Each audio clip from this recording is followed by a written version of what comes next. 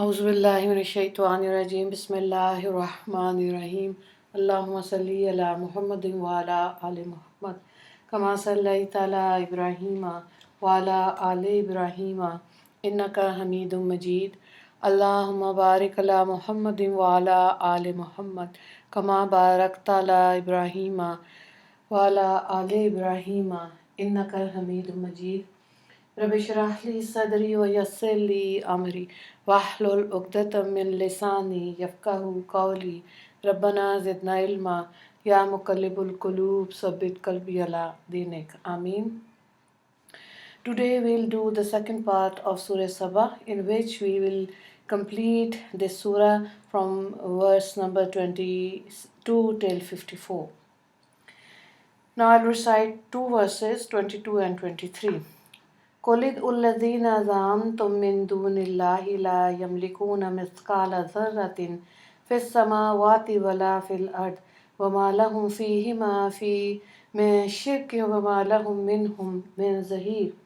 Say, call those whom you worship besides Allah. They have no control over an atom's weight in the heavens and in the earth. They do not even share any partnership in the two. The none of them are assistants to Allah. ولا تنفع الشفاعة عنده إلا لما أذن له حتى إذا فزع عن قلوبهم قالوا ماذا قال ربكم قالوا الحق وهو العلي الكبير. Intercession cannot profit in His presence save for the one whom He permits, until the time comes when fear leaves their hearts. They say, "What has your Rabb said?" The reply is, "He speaks the truth, and He is the exalted, the great." Allah says, say, call those whom you worship besides Allah. If you will do so, you will discover that they have no control over an atom's weight in the heavens or in the earth. They do not even share any partnership in the two, and none of them are assistants to Allah. These gods have no say in the creation of Allah and the preservation of Allah's creation. In reply to the notion of the mushrikeen that their gods will intercede for them in Allah's court, Allah says, intercession cannot profit in His presence, save for the one whom He permits. Even the likes of Hazrat Isa alayhi salam, Hazrat Uzair and alayhi salam, and the angels, all of whom are also regarded as God by some, cannot intercede on behalf of those who perpetrate shirk. Speaking about the intercession of the angels, Allah say in Surah Anbiya alayhi salam, and also the one with whom He is pleased with will be able to intercede. They tremble, fear with Him. Verse number 28. Thereafter, Allah describes the fear and reverence that the angels have for Him. Allah says, until the time comes when fear leaves their hearts, after Allah passes a command to them, they say to each other, "What has your Rabb said?" The reply is, "He speaks the truth, and He is the exalted, the great." When the angels have such a view for Allah, how can it be expected that they will force their intercession on Allah? Hazrat Abu Huraira Raziallah Ta'ala anhu reports that Rasulullah Sallallahu Alaihi Wasallam said, when any decree is issued in the heavens, the angels become of their humility and obedience to Allah, begin beating and flapping their wings so much that the heavens resound with such a noise resembling the pulling of chains across the smooth rock. Then, when you leave their hearts, they say, "What has your Rabb said?" The reply is, "He speaks the truth, and He is the exalted, the great." Narrated by Bukhari, Volume 2, page 709. Now, we'll do four more verses from 24 till 27. قل من يرزقكم من السماوات والأرض قل الله وإنا أو إياكم لعلى هدى أو في ضلال مبين. Say, who sustains you from the heavens and the earth? Say, Allah, either we or you are certainly correctly guided or clearly misguided. 25. قل لا تسألون أما أجرمنا ولا نسأل أما تعملون. Say, you will not be questioned about the sins we perpetrate, and we will not be questioned about what you do. قل يجمع بيننا ربنا ثم يفتح بيننا بالحق وهو الفتاح العليم. Say, our Rabb will gather us and then decide between us with the truth. He is certainly the best judge, the all-knowing. قل أروني الذين ألحقتم به شركاء كلا بل هو الله العزيز الحكيم.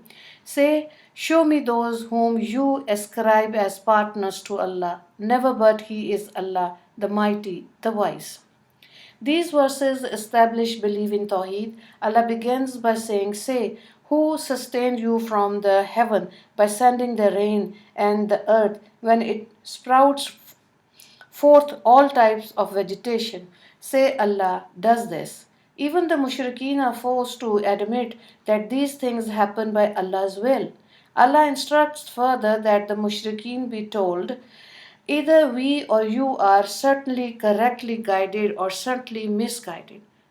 Since the mushrikeen reject Tawheed and the Muslims accept Tawheed, only one party can be correct. It is obvious that those whose belief is correct will be successful in the hereafter. Therefore, the mushrikeen are urged to reconsider their stance. They must revise the proof of Tawheed to realize whether they are rightly guided or misguided.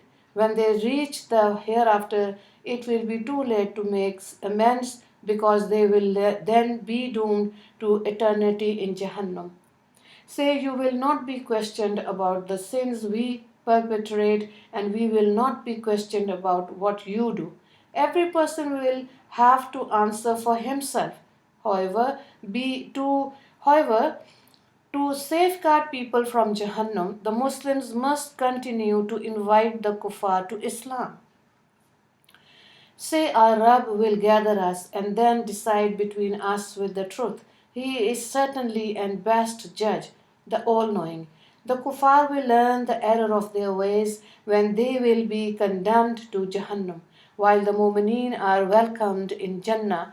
Allah's decision can never be questioned, because He is aware of even the finest details of every person. Say, show me those whom you ascribe as partners to Allah. This question is prompted to make it clear to the mushrikeen that their God are all parts of Allah's creation and cannot be deserving of worship. Never, that is, Allah can never have a partner. None can be equal to Him in any regard, but He is Allah, the mighty, the wise. Verse number 28. وَمَا أَرْسَلْنَاكَ إِلَّا كافة للناس بشيرا ونذيرا ولكن أكثر الناس لا يعلمون. We have sent you in the whole of mankind while only as a barrier of glad tidings and a warner, but most people do not know. This verse announces that Rasulullah sallallahu alaihi wasallam is a Nabi to all of mankind. It is therefore compulsory for every person to follow Rasulullah sallallahu alaihi wasallam. Allah will never be satisfied with a person who does not follow Rasulullah sallallahu alaihi wasallam, even though he may engage in excessive worship. Good deeds will be accepted only when they are coupled with belief in Rasulullah sallallahu alaihi wasallam as Allah's final Nabi. Allah also says in Surah Araf, say, O people, indeed to all of you I am a messenger of that Allah to whom belongs to dominion of the heaven and the earth. There is no deity besides him, and he gives life and death. So believe in Allah and his messenger, the unlettered Nabi, who believe in Allah and his words and follow him, so that you may be rightly guided. Verse number 158. Hazrat Jabir Raziallah Ta'ala narrates that Rasulullah Sallallahu Alaihi Wasallam said, I have been granted five things that no other has been guaranteed before me, namely, 1. I have been assisted with an avu. The enemy is afraid of me at a month's distance. 2. The entire earth has been made a place of salah and purification for me. Salah can be performed anywhere, and in the absence of water, many may use sand to purify himself. Wherever any person of my ummah finds the time for salah, he should perform it. The spoils of war have been permitted for me, and it was never permitted for any other before me. 4. I have been granted the privilege of intercession when he will intercede on behalf of the entire creation on the day of judgment. 5. Before me, Nabi were sent especially to their nations, but I have been sent to the entire humanity. Narrated by Bukhari, volume 1, page 48. The Nabi sallallahu alaihi wasallam is reported to have said, by Allah, the person, be he a Jew or a Christian, who does not believe in me after hearing of me shall be of the inmates of Jahannam. Narrated by Muslim, volume 1, page 86. Allah says in Surah Al Imran, definitely the only religion with Allah is Islam. Verses 19. Verse 85 also of Surah Al Imran reads, whoever seeks a religion besides Islam, it will never be accepted from him, and he will be in the hereafter among the losers. Verse number 85. Once Rasulullah sallallahu alaihi wasallam appeared in the world, it became incumbent for adherent of all religion to follow him, whether they be Jews, Christians, Sabians, etc. Now I'll recite for two more verses. وَيَقُولُونَ مَتَى هَذَا الْوَعْدُ إِن كُنتُمْ صَادِقِينَ. They say, when will this promise be fulfilled if you are truthful? قُلْ لَكُمْ مِيعَادُ يَوْمٍ لَا تَسْتَأْخِرُونَ عَنْهُ سَاعَةً وَلَا تَسْتَقْدِمُونَ. Say, you have an appointment of a day which you will be unable to postpone for a moment nor bring forward. Those who reject the advent of Qiyamah ask, when will this promise of Qiyamah be fulfilled if you are truthful? These people intend to say that since Qiyamah has not yet occurred, a date has to be set for it, and if no one is aware of the date, it means that it will never occur. Such reasoning is both foolish and childish. Allah replies to them saying, say, you have an appointment of a day which you will be unable to postpone for a moment, nor bring forward. The fact that Qiyamah has not yet arrived does not mean that it will not take place. Now I'll recite from verse number 31 till 39. وقال الذين كفروا لن نؤمن بهذا القرآن ولا بالذي بين يديه ولو ترى إذا الظالمون موفوقون عند ربهم يرجع بعضهم إلى بعض للقول يقول الذين استضعفوا للذين استكبروا لولا أنتم لكنا مؤمنين. The disbelievers say, we shall neither believe in this Quran nor in the scriptures before it, if only you could see the time when the oppressors will be standing before their Rabb. Each one will be passing the blame to the other. Those of a low status will say to those of a higher status, if it were not for you, we would have been believers. قال الذين استكبروا للذين تضعفوا نحن صددناكم عن الهدى بعد إذ جاءكم بل كنتم مجرمين. Those of the higher Achillean will reply to those of the lower class, saying, did we prevent you from the guidance when it come to you? Nay, you were all criminals yourself. وقال الذين استضعفوا للذين استكبروا بل مكر الليل والنهار إذا تأمروننا نكفر بالله ونجعل له أندادا وأسروا الندامة لما رأوا العذاب وجعلنا الأغلال في أعناق الذين كفروا هل يجزون إلا ما كانوا يعملون. Verse number is 33. Those of a low status will say to those of a high status, day and night did you scheme prevent us when you instructed us to disbelieve in Allah and to ascribe partners to Him? They will suppress their remorse when they see the punishment. We will place yokes upon the neck of the disbelievers. They will be punished only for what they did. وما أرسلنا في قرية من نذير إلا قال مترفوها إن بما أرسلتم به كافرون. Whenever we sent a warner to a town, the affluent people said, we disbelieve in what has been sent with you. وقالوا نحن أكثر أموالا وأولادا وما نحن بمؤذبين. They say, we possess more wealth and more children than you. We can never be punished. قل إن ربي يبسط الرزق لمن يشاء ويقدر ولكن أكثر الناس لا يعلمون. Say, verily my Rabb increases sustenance for whoever he wills and straightens, but most people do not know. وما أموالكم ولا أولادكم بالتي تقربوكم عند زلفى إلا من آمن وعمل صالحا فأولئك لهم جزاء الضعف بما عملوا وهم في الغرفات آمنون.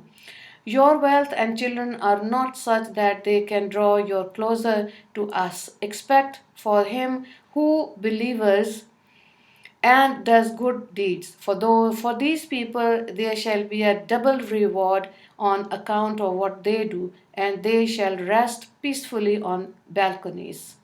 Verse number 38. وَالَّذِينَ يَسْعُونَ فِي آيَاتِنَا مُعَاجِزِينَ أُولَٰئِكَ فِي الْعَذَابِ مُحْضَرُونَ. Those who extract themselves to defeat our verses, these people will be presented for punishment.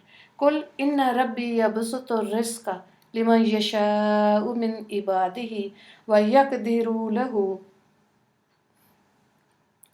وَمَا أَنْفَقْتُم مِّن شَيْءٍ فَهُوَ يُخْلِفُهُ وَهُوَ خَيْرُ الرَّازِقِينَ.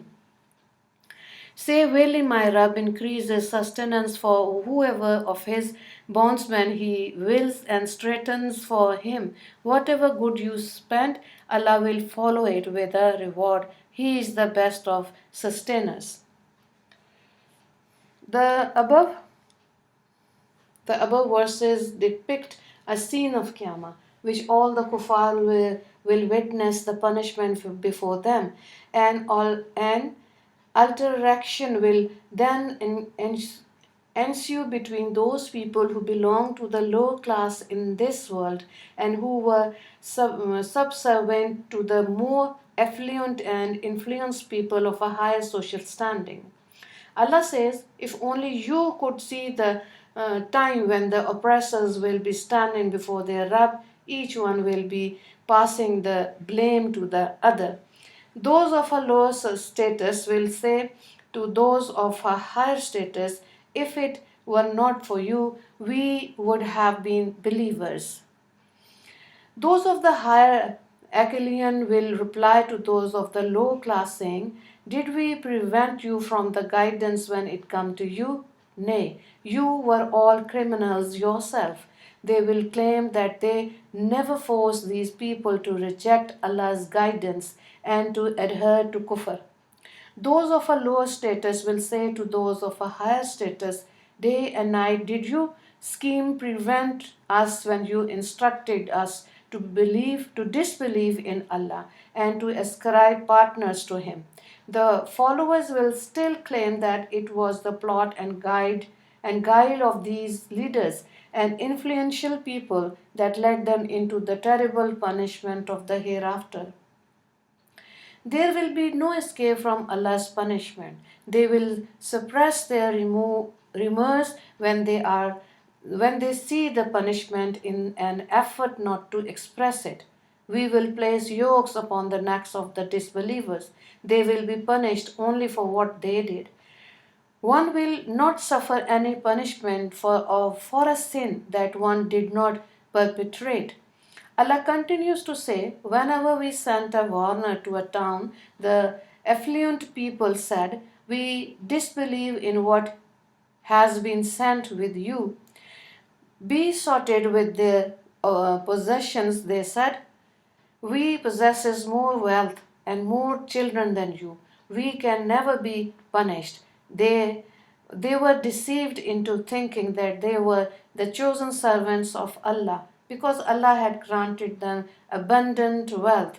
They thought that they would also be fortunate in the hereafter as they seem to be in this world. Allah replies to this false notion when He says, say, verily my Rabb increases sustenance for whoever He wills and straightens. The fact that Allah would grant more wealth to some people does not necessarily mean that Allah loves them.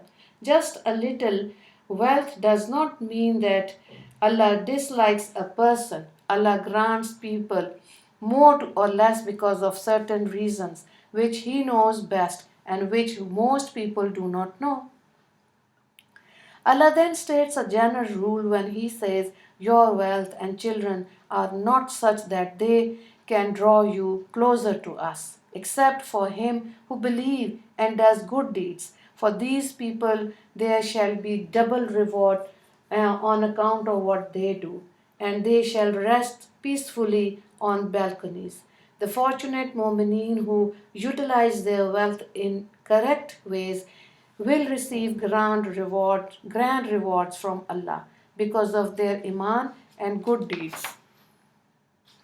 On the other hand, those who exert themselves to defeat our verses by raising objection and mocking the mu'mineen, these people will be presented for punishment. While they think that they cannot suffer any consequences for their behavior, they should remember that they will never be able to escape Allah's punishment in the hereafter. Allah then encourages people to spend in His cause when He says, say verily my Rabb increases sustenance for whoever of His bondsmen He wills and straightens for him. Whatever good you spend in sincerity, Allah will follow it with a reward in both words. He is the best of sustainers. Hazrat Abu Huraira radiallahu ta'ala anhu reports that whenever the sun rises, two angels descend to the earth.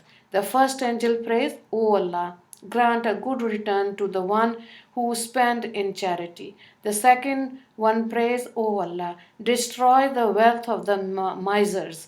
Narrated by Mishkat, page 164. Hazrat Abu Huraira radiallahu ta'ala anhu also narrates that the Nabi sallallahu alayhi wasallam said, spending in charity never dismisses wealth. Allah will certainly enhance the honor of the person who forgives another person and will elevate one who is humble for his sake. Narrated by Muslim, page 321. Now I'll recite from verse number 40 till 45.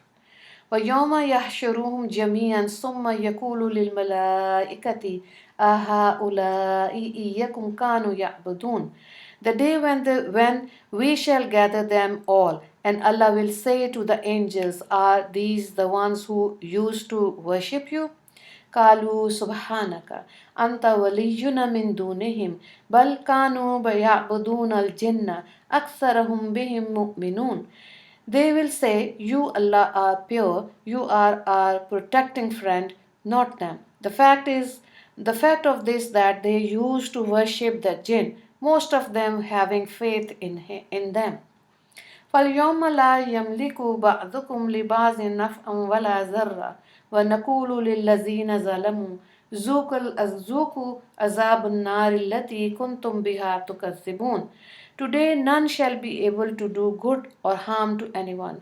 We will say to the oppressor, taste the punishment of the fire which you used to deny. وإذ تتلى عليهم آياتنا بينات قالوا ما هذا إلا رجل يريد أن يصدكم أما كانوا يعبدوا آباءكم وقالوا ما هذا إلا إفك مفترى وقال الذين كفروا للحق لما جاءهم إن هذا إلا سحر مبين. Verse number is 43. When our clear verses are recited to them, they say, He is but a man who wishes to prevent you from what you forefathers worshipped. And they say, This is just a concocted lie. The disbelievers say about the truth when it comes to them, This is only manifest magic. وَمَا آتَيْنَاهُمْ مِنْ كُتُبٍ يَدْرُسُونَهَا وَمَا أَرْسَلْنَا إِلَيْهِمْ قَبْلَكَ مِنْ نَذِيرٍ. No, neither gave them any scriptures that they could study, nor did we send a warner to them before you. وَكَذَّبَ الَّذِينَ مِنْ قَبْلِهِمْ وَمَا بَلَّغُوا مِيثَاقَ مَا آتَيْنَاهُمْ فَكَذَّبُوا رُسُلِي فَكَيْفَ كَانَ نَكِيرِ. Those before them denied, these people cannot even reach a tenth of what we gave them, yet they falsify my messengers. How graciously will my retribution be? Describing another scene of the day of Qiyamah, Allah says, the day when we shall gather them all. The Allah will say to the angels, Are these the one who used to worship you? This question will be asked to expose the error of the mushrikeen who worship the angels. The angels will say to Allah, You are pure. You are our protecting friend, not them. We have no ties with them. The fact is that they used to worship the jinn, most of them having faith in them. These people made statues resembling the hideous forms of which Shaitan appeared before them. He also instructed them to perpetrate shirk, and because they obeyed him, they were actually worshipping him. The mushrikeen held the belief that their gods will intercede on their behalf on the day of Qiyamah. Allah dispels this notion by saying, Today none shall be able to do good or harm to anyone. We will say to the oppressors, Taste the punishment of the fire which you used to deny. All their hopes will then be dashed forever. When our dear verses are when our clear verses are recited to them, they say, He, that is the one reciting the Quran, is but a man who wishes to prevent you from what your forefather worshipped. And they say, This Quran is just a concocted lie. The disbelievers say about the truth when it comes to them, that is Rasulullah sallallahu alaihi wasallam, this is only manifest magic. Allah says in this regard, we neither gave them any scriptures that they could study, nor did we send a warner to them before you. Therefore, the Arab mushrikeen need to be grateful to Allah for sending them the Nabi sallallahu alaihi wasallam and the Quran. A verse of Surah Fatir states that before Rasulullah sallallahu alaihi wasallam advent, the mushrikeen of Makkah used to take solemn oath by Allah that if a warner has to come to them, they would become more rightly guided than any nation. However, when the warner came to them, it only increased them in animosity. Instead of accepting the message of Rasulullah sallallahu alaihi wasallam, they rejected him and called him names. Those before them denied, These people cannot even reach a tenth of what we gave them, that is, those before them. yet they falsify my messenger. How will my retribution be? Even though the previous nation were extremely powerful, wealthy, living very long lives, and residing in fortified mansions, Allah still destroy them because of their disobedience. Now, those after them should take heed to this and ponder about their own plight, since they do not even possess a tenth of the resources that those people had. Now I'll recite from verse number 46 till 54. قل إنما أعظكم بواحدة أن تقوموا لله مثنى وفرادا ثم تتفكروا ما بصاحبكم من جنة إن هو إلا نذير لكم بين يدي عذاب شديد. Say, I give you only one advice, that you stand for Allah in twos and individually, then you ponder. Your companion is not insane. He is but a warner to you before the advent of a severe punishment. Kul قل ما سألتكم من أجر فهو لكم إن أجري إلا على الله وهو على كل شيء شهيد. Say, you can keep whatever remuneration I may have asked of you. My recompense is Allah's responsibility, and He is witness over all things. Illa alallahi wa huwa ala kulli shayin shaheed. Say, verily my Rabb will make the truth conquer. He has perfect knowledge of the unseen. Verse number 49. Kul جاء الحق وما يبدي الباطل وما يعيد. Say, the truth has arrived, and falsehood shall not show its face, nor make a return. قل إن زللت فإنما أزل على نفسي وإن اهتديت فبما يوحى إلي ربي إنه سميع قريب. Say, if I am astray, then I have strayed to my own determined. But if I am rightly guided, then it is an account of what my Rabb has revealed to me. Really, He is the all-hearing. Close. Verse number 51. وَلَوْ تَرَى إِذْ فَزِعُوا فَلَا فَوْتَ وَأُخِذُوا مِنْ مَكَانٍ قَرِيبٍ. If only you could see when they will be terrified, will have no escape, and will be seized from nearby. وقالوا آمنا به وأن لهم التناوش من مقام بعيد. They will say, we believe it. How can they reach it from a distant place? وقد كفروا به من قبل ويقذفون بالغيب من مقام بعيد. They have already disbelieved in before, and they speculated above the unseen from a far off place. وَهِيلَ بَيْنَهُمْ وَبَيْنَ مَا يَشْتَهُونَ كَمَا فُعِلَ بِأَشْيَائِهِمْ مِنْ قَبْلِ إِنَّهُمْ كَانُوا فِي شَكٍّ مُرِيبٍ. A barrier will fall between them and the desires they hope for, just as it occurred to the group before them. Indeed, they were ever in a confused doubt. The mushrikeen claimed that Rasulullah ﷺ was insane as an excuse for refusing to believe in him. Therefore, Allah instructs Rasulullah ﷺ to tell them, say, I give you only one advice, that you stand for Allah in twos and individually, that you ponder. Your companion is not insane. He is but a warner to you before the advent a severe punishment. Allah invites them to leave all their inhabitants and prejudice aside for a while, and to seriously ponder about the pure and upright lifestyle that Rasulullah ﷺ led. He grew up before them and lived among them for 40 years before claiming to be a Nabi. They knew his character and personality.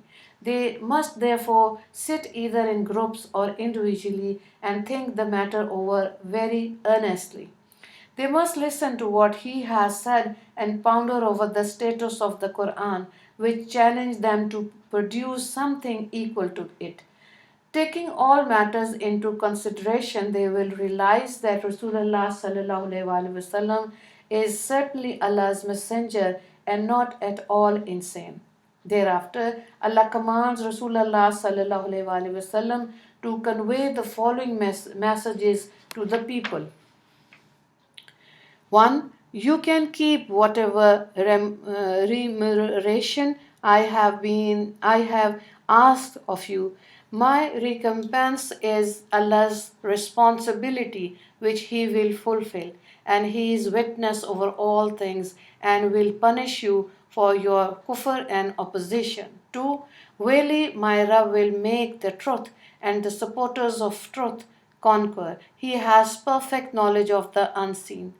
The truth has arrived, and falsehood shall not show its face nor make a return. When the Muslims conquered Makkah, Rasulullah sallallahu alaihi wasallam recited this verse and verse number 81 of Surah Bani Israel, where Allah says, "Say the truth has arrived and falsehood has vanished. Indeed, falsehood was born to disappear." Narrated by Bukhari, Volume 2, page 686.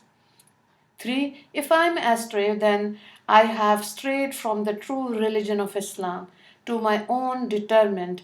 This verse tells the mushrikeen that by straying from Islam, they are astray. However, it does not tell them directly, but rather instructs Rasulullah sallallahu alaihi wasallam to use his own name to say this. In this way, the message reaches the target without offending the addressee. But if I am rightly guided, then it is an account of what my Rabb has revealed to me. Therefore, people will also be rightly guided by following the Quran. Again, the same mode of Quran is used as above. Verily, He is the all-hearing close. Therefore, Allah knows every deed of man. Allah then describes the condition of the kuffar on the day of Qiyamah. Allah says, "If only you could see when they will be terrified, will have no escape, and will be seized from nearby, they will say, 'We believe it.' How can they reach it on to believe from a distant place the hereafter, whereas they have already disbelieved it before in this world, and they speculated about the unseen from a far off place? A barrier will fail between them and the desires they hoped for, just as it occurred to the groups before them. Indeed, they were ever in a confused doubt. All their hopes will be dashed when they witness the punishment of the hereafter. Waqfu dawana anilhamdulillahi rabbil alameen. Allahumma ighfir li muslimina wal muslimat wal mu'minina wal mu'minat. Assalamu alaikum wa rahmatullahi wa barakatuhu.